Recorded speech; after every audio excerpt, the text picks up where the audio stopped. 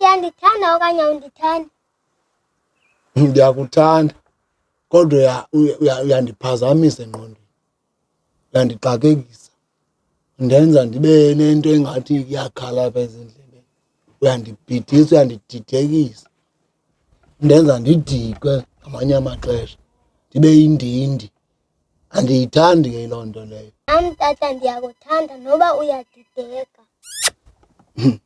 Hayi, kuthandana izidideki nabantu abandongondo, sizindindi, singoonodiksi-diksi abadidekayo, kodwa thina siyathandana.